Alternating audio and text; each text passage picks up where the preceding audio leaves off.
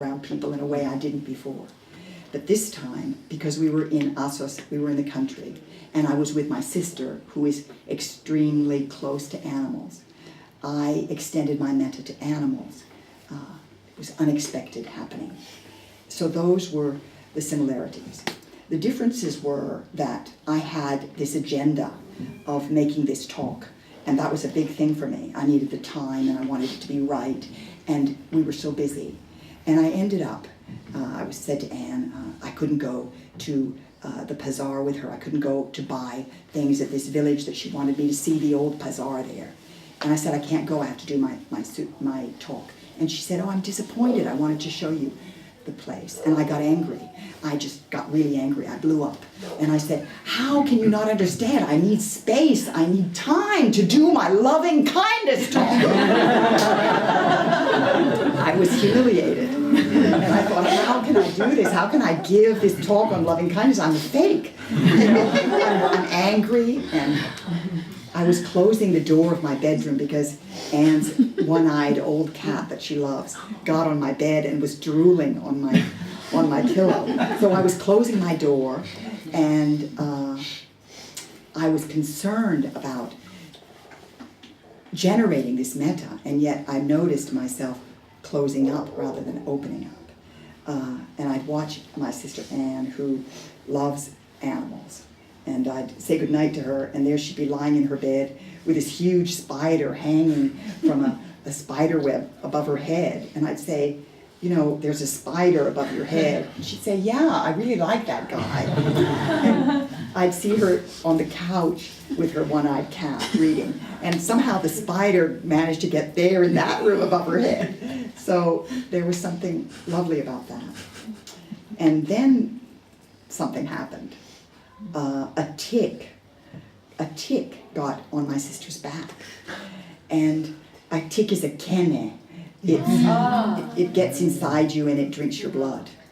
And I was totally afraid of that and worried when Anne got the tick on her back, because my brother-in-law got sick with Lyme's disease, and I know that tick fever is here in Turkey as well.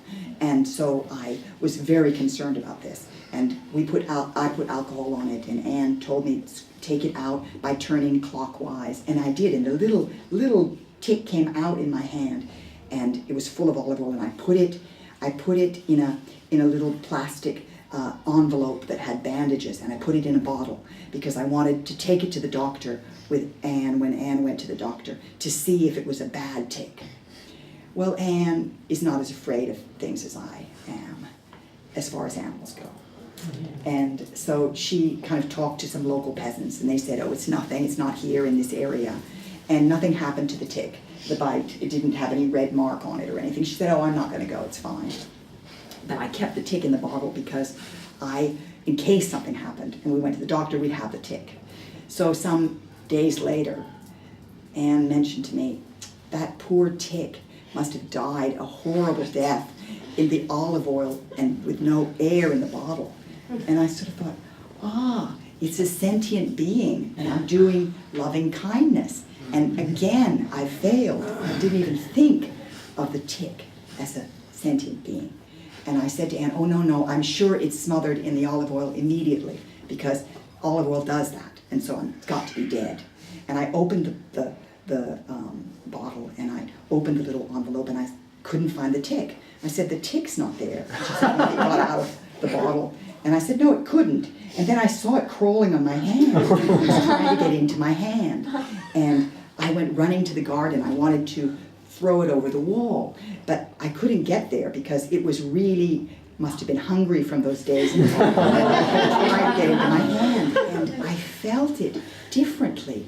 I suddenly related to it differently. It was like a magnet on me. It had such a desire to go in me, but it was so strongly magnetic, that little creature. And it was so hard, and I wiped it off just there outside our house on the steps. And I guess it went off to find something else to eat. And when I did my Qigong practice the next morning, I felt that tick. I felt how it clung and I let my feet cling to the earth because I needed more groundedness in my exercise. I knew that. And I let the tick teach me how to stick, because I'm a parasite too on this earth, how to stick my feet onto this earth. And when I let it go, Anne said, oh, what a feisty creature. I'm glad it deserves to be alive. And it was that I noticed, that lack of fear. When there's no fear, then there's loving kindness. And when there's loving kindness, there's no fear. And the fear holds you back from the loving kindness. So it's an interesting sort of part of things on that. Yeah, so where am I with all this?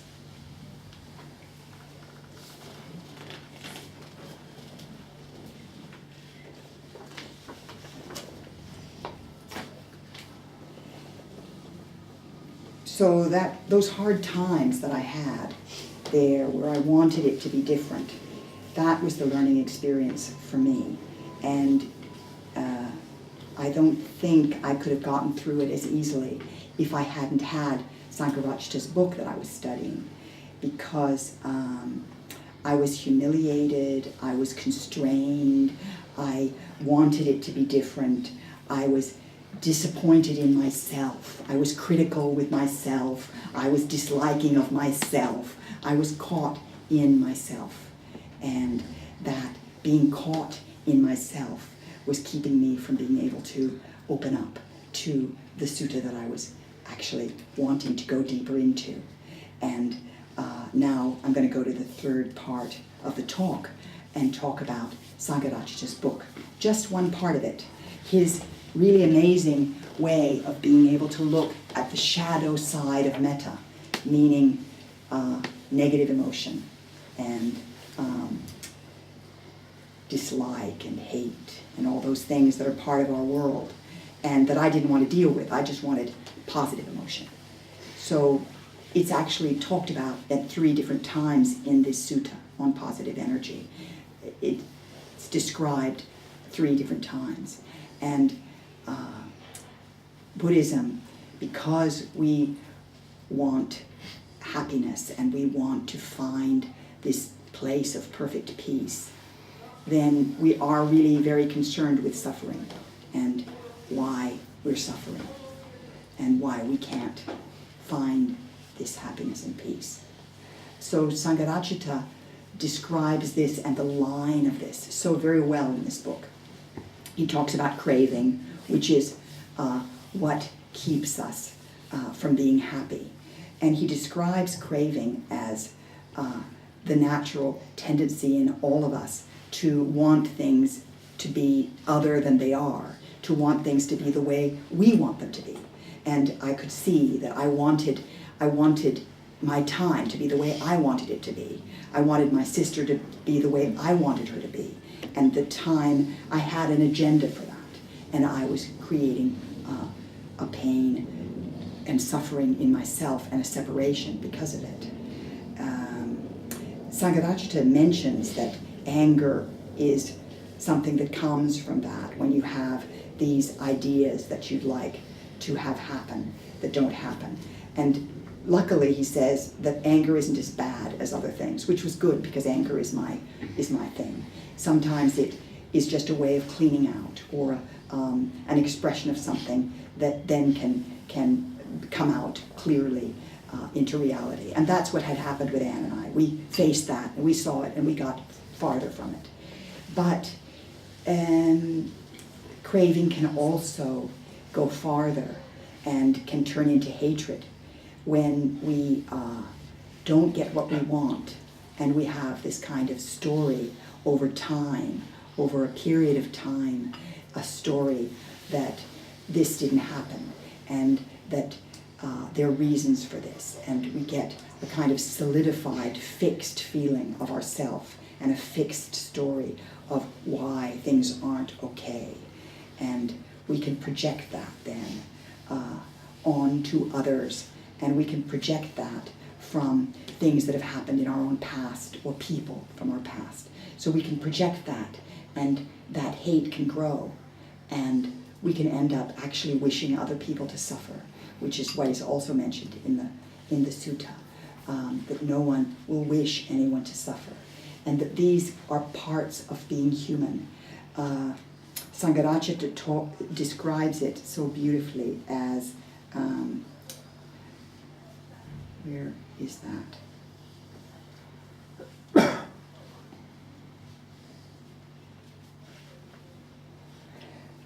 The residue of hatred that is so difficult to shift from the human psyche.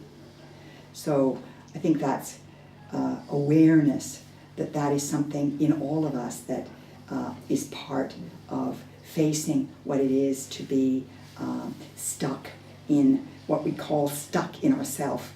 Triratna has a kind of jargon phrase of selfing, that you're selfing, you're thinking all the time about yourself, and so you're stuck in yourself. There are some other beautiful ways that he had of describing this. At the back of all emotion is the thought, what is it? What is in this for me? Even in our cultivation of positive emotion, the sense of self acts as a gravitational pull that prevents our reaching the heights to which our metta would otherwise take us. So,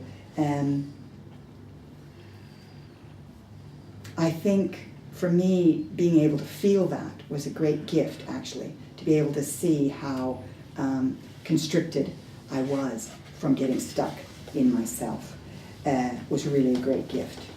And the end of the sutta talks about wrong views and going over wrong views, and that's one of the wrong views, or maybe the major wrong view that we go over, and that is a sense of a fixed self. And that's a big insight when we realize that it's actually the connection of myself and my sister, the connection with the tick and the cat and everything that I can accept in my life. The more I can accept, the more I extend myself. And the more I can't accept, the more I restrain myself and cut myself off from the world, the environment, and other people. And it's a painful feeling. It doesn't feel good. And the other feeling feels so good. So why don't we go for it? That's the interesting thing, that why Sangharakshita discusses this shadow and how we can get caught in it. So now we're on the fourth part of my talk, which is about positive energy as an energy. And I want to talk about another book, and it's called My Stroke of Insight by Jill Bolte Taylor. She's a brain scientist, and she had a stroke. She had a brain hemorrhage. Thanks. And part of her brain was destroyed. Her story means so much to her that she also put this book on a PDF on the internet. So anyone who wants to find this book can just look it up, and it's there for you to read. And it's really, really interesting. It's about her 5 months when she was living only in her right brain. And she describes the right side of her brain as heart consciousness. She had a loving and peaceful character. And she wasn't able to talk or see or move or walk or do any of the things of the left brain. And she also wasn't able to strive and push and care and try and plan. She was just there in the moment. And she felt great love and connection in the moment. And interestingly enough, she says that from a biological perspective, happiness is the natural state of being of this circuitry of the right brain. And the left brain, interestingly enough, so it's just there, it's always running in your right brain, this feeling of loving kindness and happiness and gentleness and peace. It's there, it exists in your brain, in your head. Where anger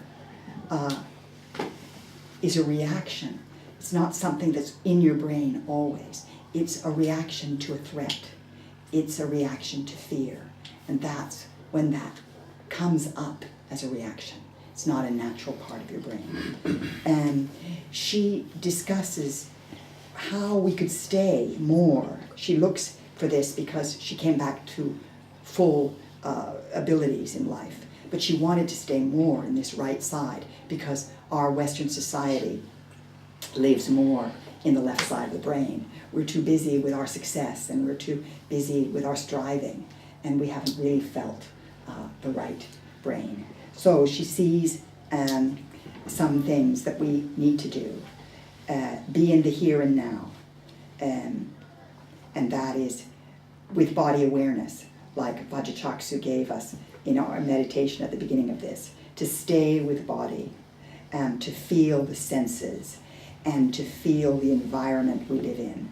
So direct experience, feel the raindrops on your face, feel the breeze, feel the sunshine. Stay in the here and now. Don't move out into the stories and the plans. And she talks about tranquility, slowing down. So does the sutta talk about this tranquility. She talks about music, and particularly she talks about repetition of sound patterns like mantra, like chanting. This repetition brings you back in to the peace of the right brain. And she talks about meditation, which is the other side of Buddhism, the practice of meditation. And she has 2 words to describe living in the right brain. And she says the action output word for the right brain is compassion. Compassion for all beings, which is exactly what the sutta talks about. And the feeling, the core of feeling of the right brain is the natural state of joy, which is also what comes out when you read and when you follow this lovely sutta. So I would like to end with a few phrases, the repetitive chanting part of this poem, so we can all kind of just be in our right brains for a little bit. May all beings be happy and at peace. May all beings be happy in their heart of hearts. May all living things be well, whether living now or yet to be born. May all beings be happy in their heart of hearts.